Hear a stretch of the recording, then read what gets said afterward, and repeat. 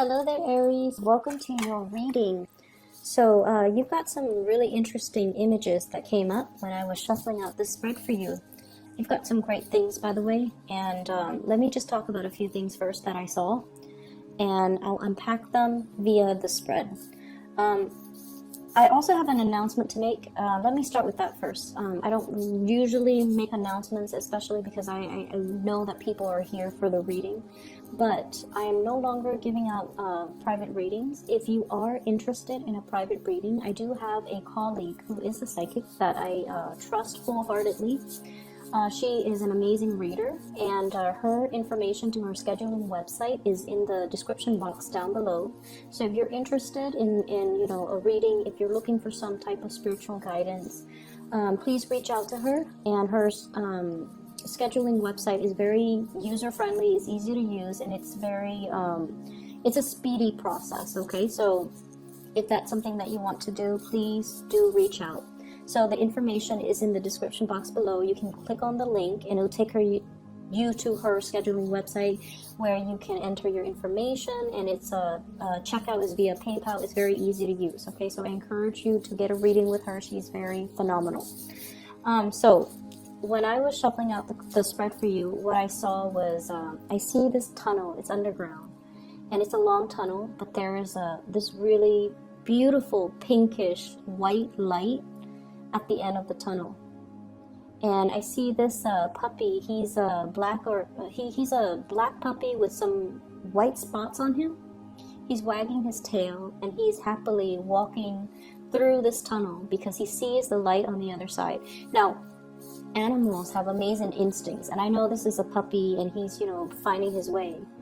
But as he's moving closer and closer to the light, what's at the end of the tunnel is I see a big doggy bag of food, and it's spilled over. So it's spilled over on the ground. So of course he's gonna get some food.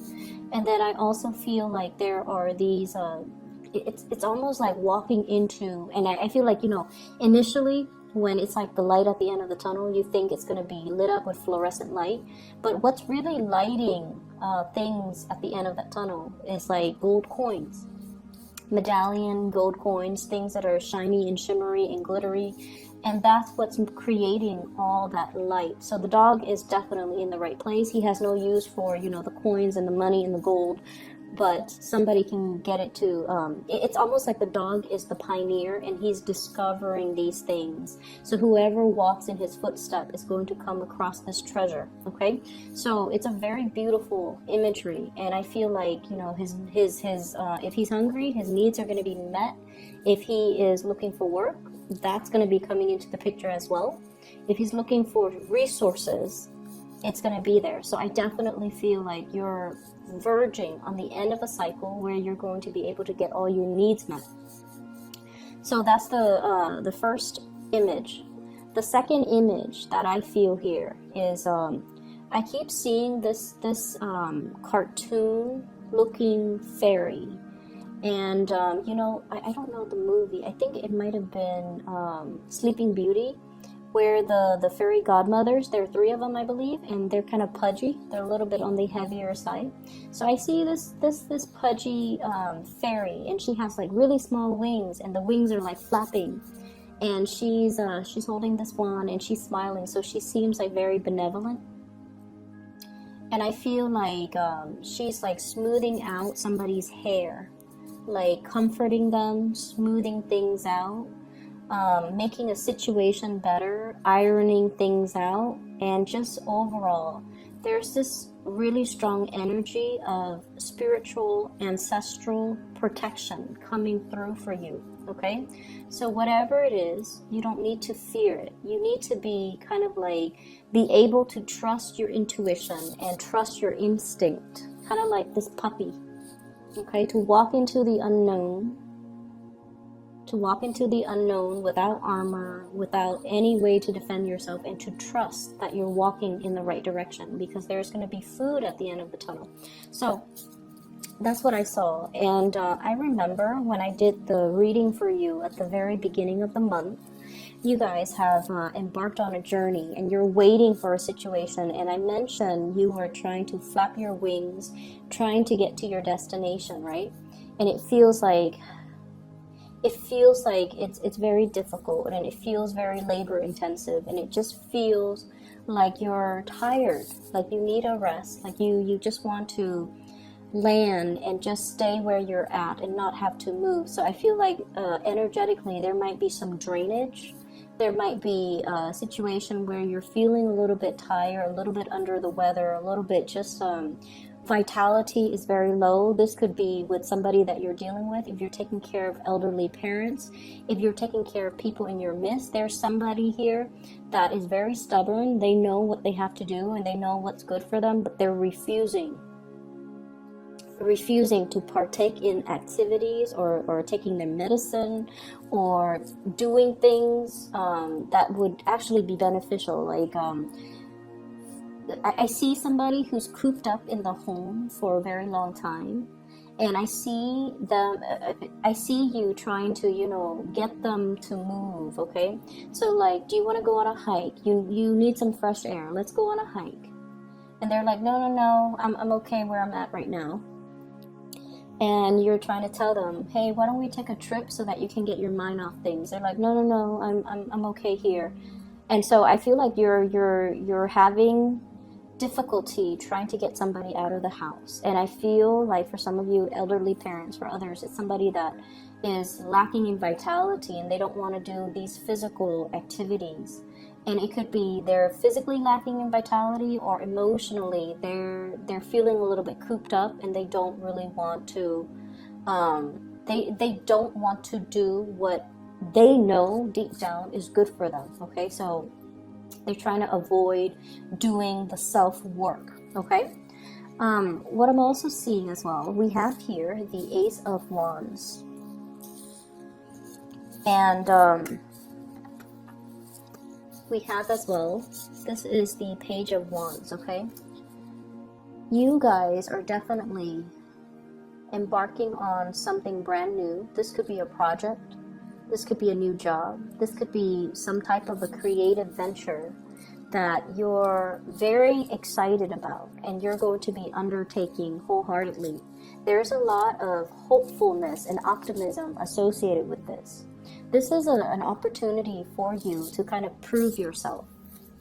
No longer a child, protected and coddled.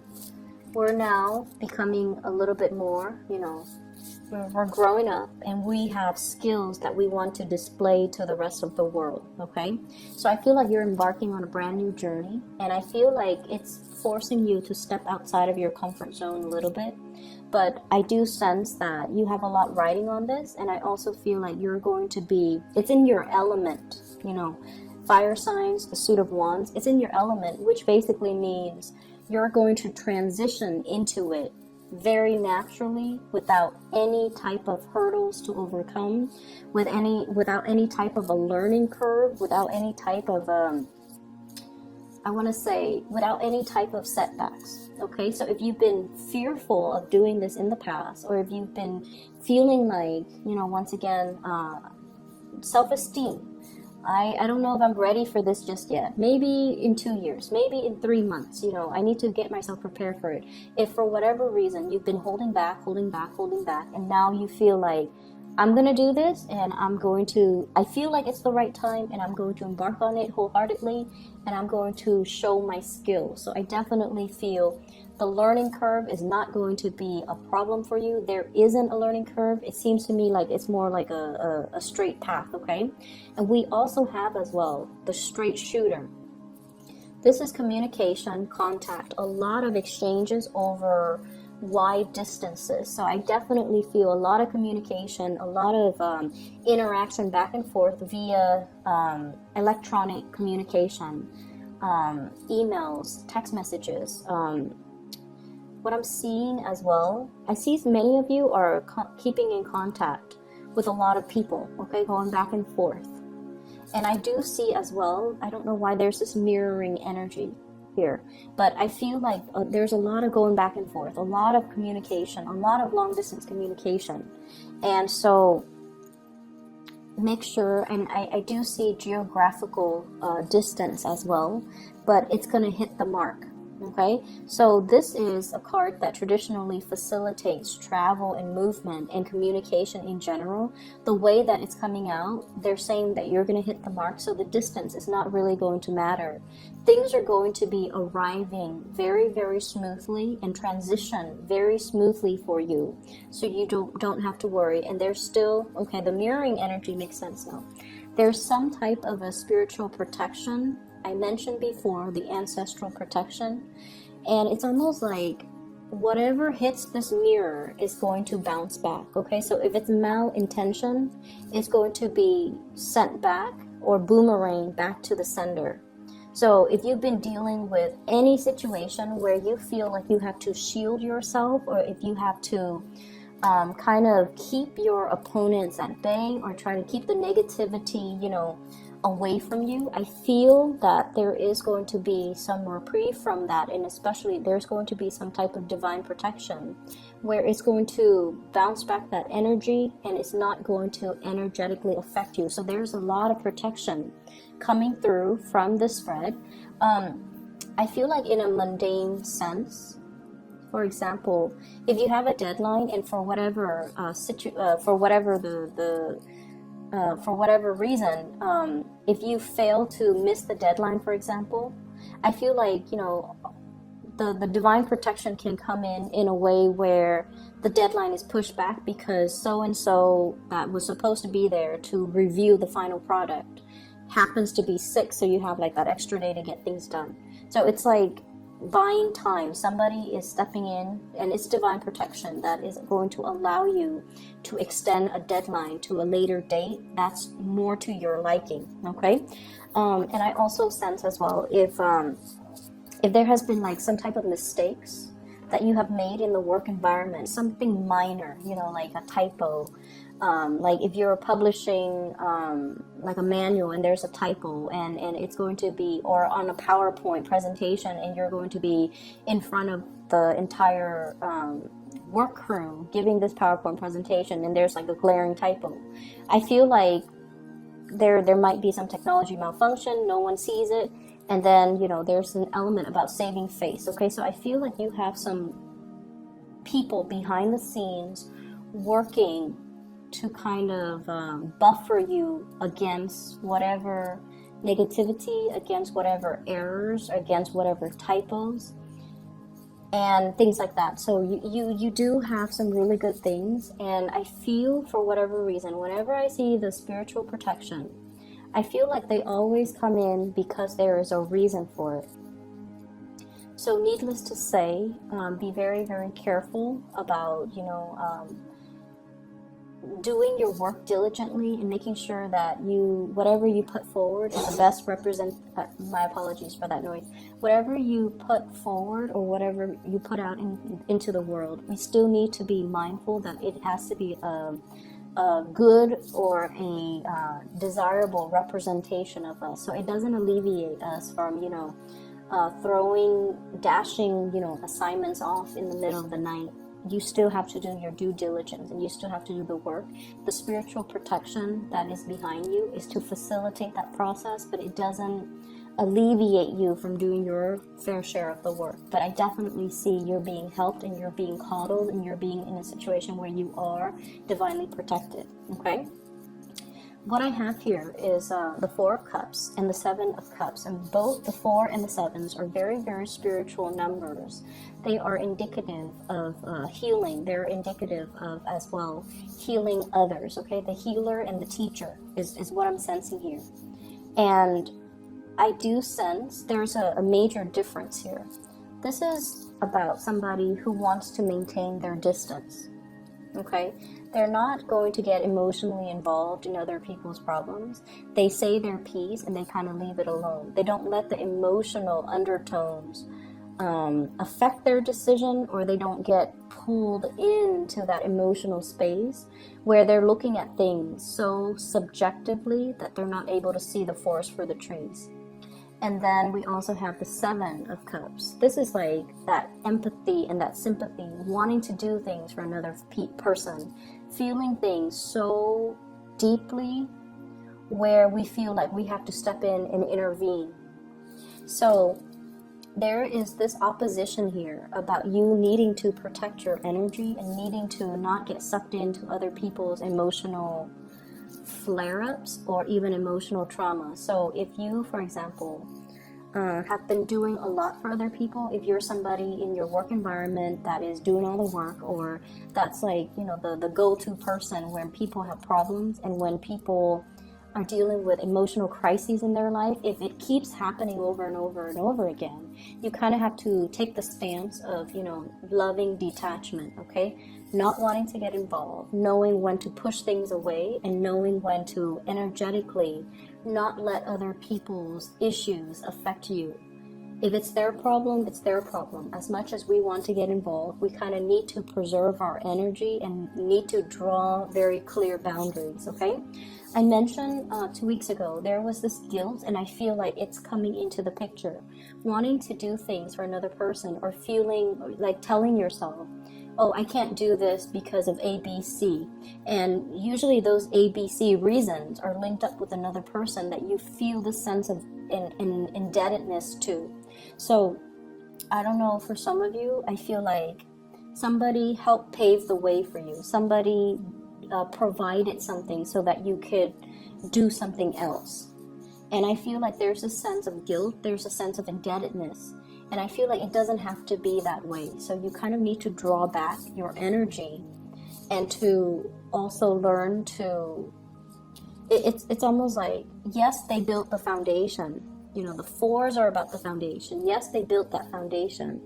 But without your skills, without your diligence, without your hard work, you couldn't resurrect anything from that foundation. So they built the foundation, but it was your hard work that created everything else that came after.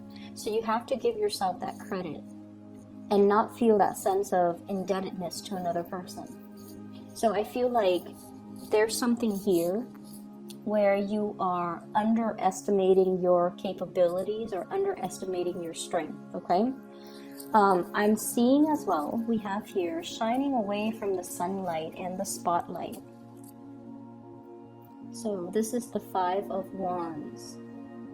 Not wanting to be in that sunlight or that spotlight. Conflict avoidant as well. Boundaries, okay? So making sure that you stand up for the things that you believe in. And this is something that I feel strange saying to an Aries, because you guys are very militant about defending your beliefs. You guys are quite aggressive when it comes to, you know, giving somebody your 2 cents. You know, you do get upset, you blow up, and then you get over it. But there is a situation here. The 5s indicate opposition. It doesn't have to be nasty or drawn out, or, you know, it can just be a situation where we do not see eye to eye with another person. And I feel like you're blocking away this conflict, and I feel that you need to kind of face it head on. Underneath it is the devil, and this is something that, you know, the devil is kind of like the greatest, like, sleight of hand, okay? So it's almost like we fear it because we feel like he might exist out there somewhere, but it's in our mind space.